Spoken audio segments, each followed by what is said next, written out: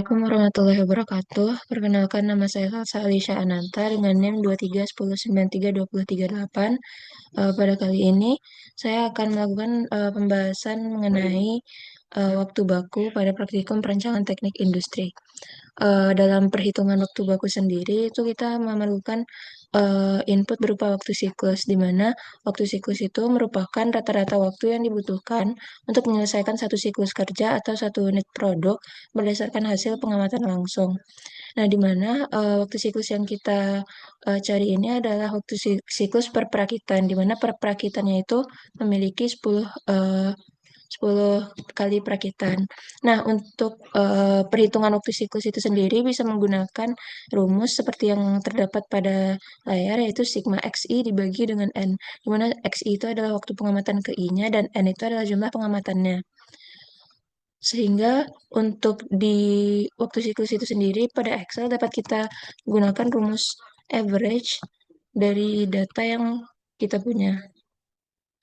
Sehingga diperolehlah average untuk waktu perakitan-rakitan setir adalah sebesar 82,194 second. Kemudian akan dicari untuk semua perakitannya untuk waktu siklus ini. Selanjutnya, setelah kita tentukan waktu siklus, kita akan menentukan waktu normal per perakitan. Nah, untuk waktu normal itu sendiri memiliki tiga metode yang dapat kita gunakan, yaitu Skumart, Westinghouse, dan juga objektif. Di mana waktu normal itu sendiri merupakan waktu siklus yang telah disesuaikan dengan tingkat kecepatan kerja operator. Untuk Skumart itu memiliki nilai penyesuaian yang disesuaikan dengan kelas yang terdapat pada Skumart. Untuk penentuan nilai kelas dan penyesuaian itu, misalnya pada perakitan-rakitan setir pada rakitan kepala, kelas yang kita gunakan misalnya adalah normal. Hal ini dikarenakan pekerja itu eh, memiliki kecepatan kerja yang normal, sehingga dapat kita isi kelasnya itu adalah normal. Dan untuk penyesuaiannya itu bisa memakai rumus VLOOKUP.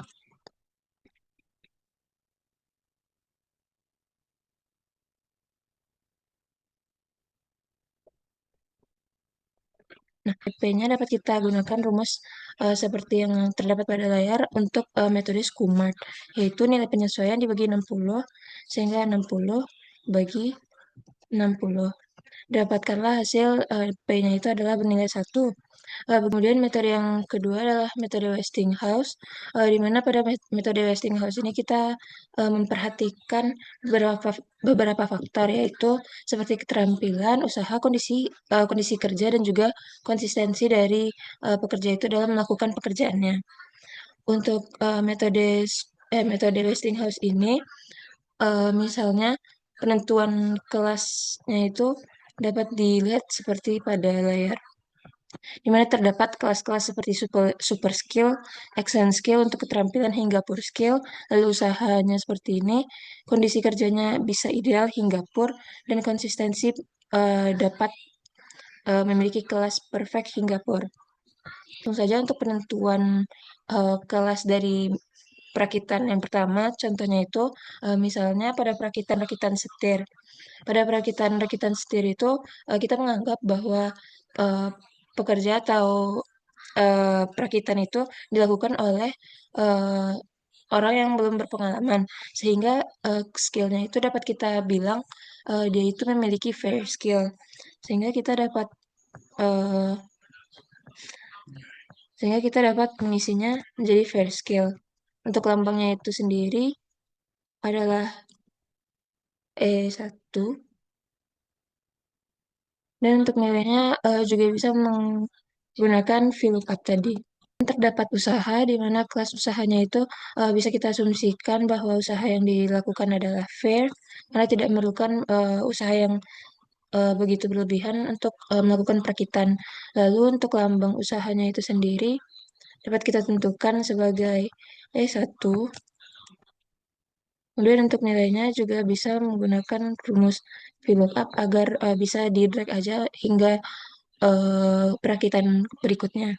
Kemudian untuk kondisi kerja kita bisa asumsikan bahwa kondisi kerjanya itu adalah average atau normal. Sehingga ini average, lambangnya itu D, dan ini bisa menggunakan VLOOKUP juga. Perolehlah nilai D-nya itu sebesar 0. Kemudian untuk konsistensi, kelasnya itu juga dapat diasumsikan bahwa average, sehingga nanti itu lambangnya adalah D. Dan nilainya itu adalah 0. Untuk total penyesuaiannya itu tinggal menjumlahkan nilai-nilai pada keterampilan usaha dan kondisi kerja dan juga konsistensi.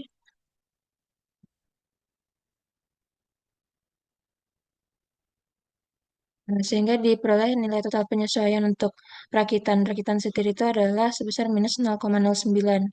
Kemudian kita mencari nilai P-nya, yaitu P-nya itu bernilai 1 ditambah WH, sehingga dapat menggunakan 1 ditambah total penyesuaian.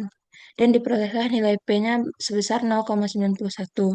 Akan melakukan perhitungan untuk metode objektif pada perakitan-rakitan setir. Terdapat keadaan juga dalam kelas metode objektif, yaitu seperti pada sheet berikut terdapat keadaan dari pekerja di mana ada anggota badan terpakai, pedal kaki, penggunaan tangan, koordinasi mata dengan tangan, peralatan serta berat beban.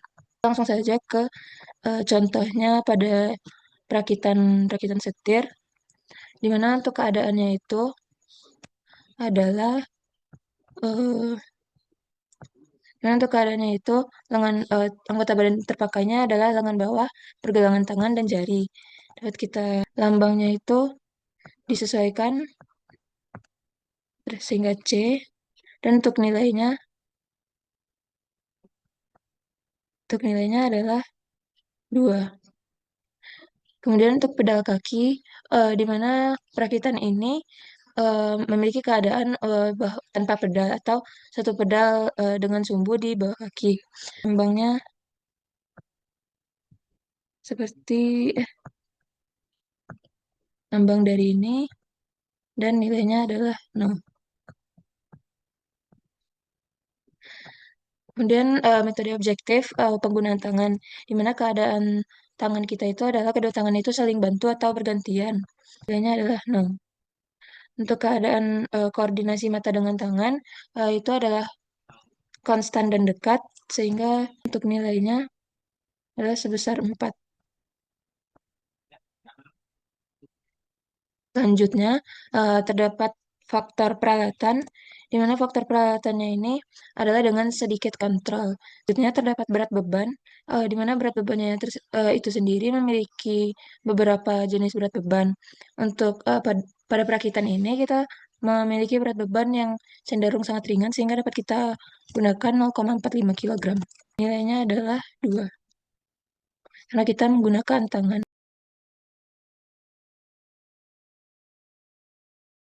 Sehingga diperoleh nilai total penyesuaiannya adalah 9. Lalu untuk eh, metode objektif ini kita menghitung P1 dan P2, di mana P1 itu P1 dan P2 itu memiliki rumus 1 ditambah nilai tabel per 100. 1 ditambah nilai tabel per 100. Sehingga diperoleh nilai P2-nya adalah 1,09. Dan untuk memperoleh P, itu bisa kita mengalihkan P1 dikali P2, dan diperolehlah nilai P-nya itu 1,09. Nah, untuk masing-masing metode ini akan kita cari seluruhnya penyesuaian pada masing-masing perakitan. Kemudian kita akan menentukan waktu normal setelah kita memperoleh nilai penyesuaian pada metode Skumart, Westinghouse, dan objektif. Di mana untuk waktu normalnya itu sendiri memiliki rumus waktu siklus dikali dengan faktor penyesuaian. Misalnya untuk metode Skumart pada perakitan setir tadi, itu adalah P dikali dengan waktu siklus pada perakitan setir. Untuk metode Westinghouse juga sama, di mana nilai P-nya itu pada metode Westinghouse dikali dengan ini. Lalu untuk metode objektif juga sama, di mana nilai P dikali dengan waktu siklus. Selanjutnya dilakukan perhitungan untuk waktu baku, di mana waktu baku pada perhitungan waktu siklus ini memiliki arti bahwa waktu normal yang telah ditambahkan kelonggaran atau allowance untuk kebutuhan operator. Nah, di sini terdapat beberapa faktor dalam penentuan nilai waktu baku, dalam penentuan kelonggaran pada waktu waktu baku. Selanjutnya itu kita akan menentukan waktu baku dari masing-masing perakitan, di mana waktu baku adalah waktu normal yang telah ditambahkan kelonggaran atau allowance untuk kebutuhan operator. Nah, di sini kita memiliki beberapa faktor yang harus dipertimbangkan untuk menentukan kelonggaran atau L. Nah, langsung saja untuk contoh perhitungan atau penentuan kelonggarannya itu misalnya pada perakitan-perakitan setir untuk faktor tenaga yang dikeluarkan itu kita bisa memiliki keadaan eh, bekerja di meja serta duduk. Sehingga untuk tenaga yang dikeluarkan itu dapat diabaikan. Kemudian untuk nilainya adalah dalam rentang 6 sampai 7,5% untuk pria, sedangkan untuk wanita juga memiliki nilai yang sama. Di sini kita mengambil nilainya adalah 2%.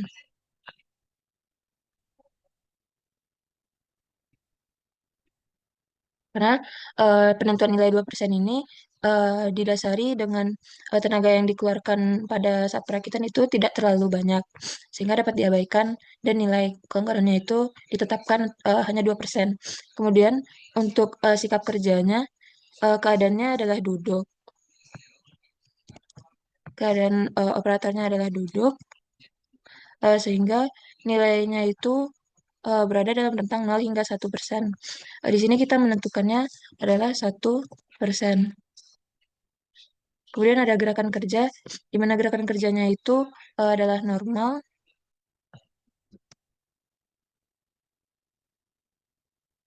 dan memiliki nilai ayunan bebas dari palu, yaitu kelonggarannya adalah senilai 0%. Kemudian untuk kelelahan mata. Mata sendiri itu karena perakitannya dilakukan secara terus-menerus, sehingga hampir terus-menerus dan memiliki nilai dalam rentang 6 hingga 7,5% jika pencahayaannya baik. Karena pencahayaannya baik, kita tentukan 6%. Kemudian keadaan temperatur pada tempat kerja, di mana keadaan temperaturnya itu adalah normal, maka keadaannya di sini normal dan memiliki nilai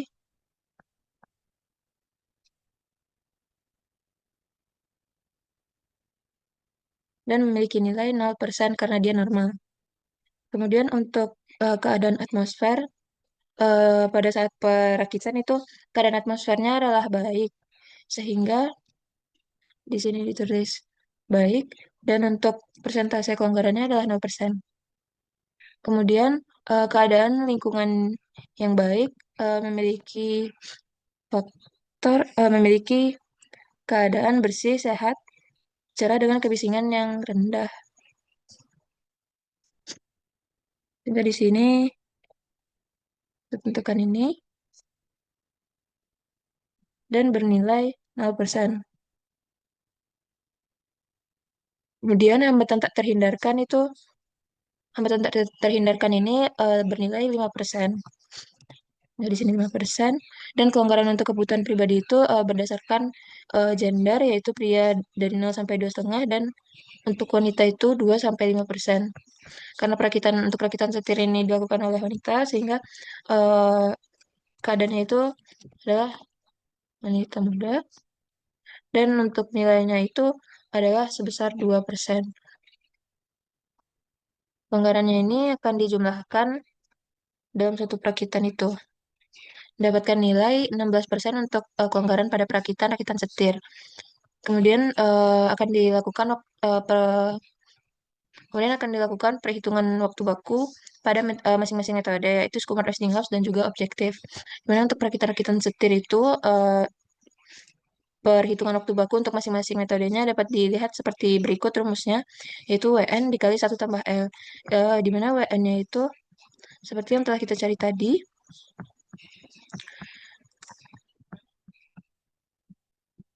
WN dikali dengan 1 ditambah L. Nah, diperolehlah di sini waktu baku untuk perakitan-rakitan setir pada metode Schumertnya adalah sebesar 95,345. Kita drag saja perhitungan yang terdapat pada eh, perhitungan waktu baku ini akan dilakukan untuk masing-masing perakitannya hingga seluruh tabel ini akan terisi. Berdasarkan perhitungan yang telah kita lakukan tadi, eh, dapat kita lihat waktu baku untuk masing-masing metode dan untuk masing-masing perakitannya seperti berikut, di mana nilai nilai atau metode yang kita pilih itu adalah metode dengan nilai waktu baku yang terendah. Di sini metode yang terpilihnya adalah Westinghouse karena memiliki nilai waktu baku yang paling rendah. Dikarenakan penilaian kinerjanya itu lebih objektif, di mana kita tuh memperhatikan dari 4 faktor yang tadi, yaitu skill atau keterampilan, effort atau usaha, kondisi kerja, dan juga konsistensi kerja. Sehingga koreksi waktunya itu lebih realistis dan cocok untuk digunakan dalam perbaikan produktivitas. Dan saja pembahasan mengenai waktu baku untuk praktikum rancangan teknik industri. Saya mohon maaf atas segala kekurangan. Assalamualaikum warahmatullahi wabarakatuh.